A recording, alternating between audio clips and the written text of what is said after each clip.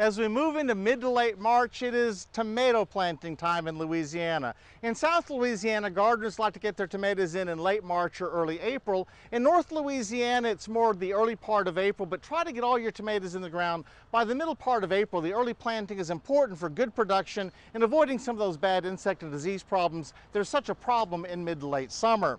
Now, there's lots of varieties at your nursery. I'm not going to tell you what varieties necessarily to plant, but do plant more than one variety. Never put all your eggs in one basket and just plant one variety of tomato. Make sure you choose nice, stocky plants. They should be relatively short, not tall and floppy, lots of dark green leaves, and not a lot of yellow leaves on the plants either.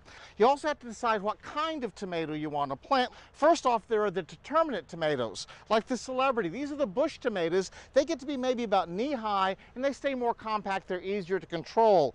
Indeterminate or vining tomatoes like this Better Boy are much taller growing, a little bit more difficult to control, but they do produce over a longer period of time and may have a larger total harvest. Now, you want to include some cherry tomatoes. They produce lots and lots of small tomatoes, great for salads, and they're very reliable about producing once the weather turns out hot. Also, the Roma or paste tomatoes. If you want to can some tomato paste, choose some of these, and they also produce well once it starts getting hot.